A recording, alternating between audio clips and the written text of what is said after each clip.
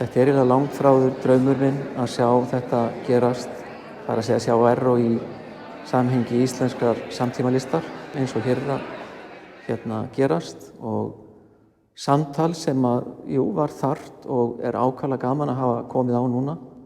Það var voða fljótt einhvern veginn augljóst að frásögnin yrði ráðandi þáttur í vali verkanna á sýninguna og kemur engum óvart ferill Errós er svo fjölbreyttur og ég hefði eflaust getað kallað til 100 listamenn sem hægt hefði verið að finna samhljóm með verkum Errós en ég þrengdi hópinn niður í 15 listamenn og það var ekkert auðvelt.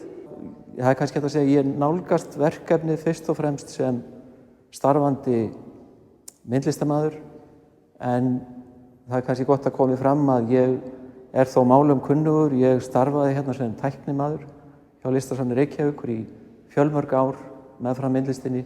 Ég veit að Erró fylgist vel með íslenskri myndlist. Þegar ég hef hitt hann þá hefur hann ítrekað spurt frétta og ekki síst grasrótina sem ég finnst mjög gaman. Þannig að þegar að sýningarhugmyndin verður til þá var náttúrulega gaman að geta kallað til unga listamenn og búið til samtal mjög breiðs hóps starfandi myndlistamanna hérna á Íslandi og það er nú einhvern veginn svo að mér finnst ekki til siðs að maður ætti að vera að trana sjálfum sér fram og taka þátt í svona sýningum sem sýningarstjóri en engu að síður tókst mér að lauma mér inn í sýninguna og það er í þessu verki hérna hans Jóhanns Þorvaldssonar. Framan á róbotnum er takki þar sem hægt er að ýta á og velja mismunandi málara og við erum með skemmtilegt val hérna.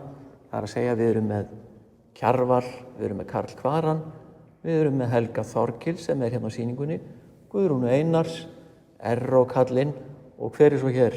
Birgir Snæbjörn.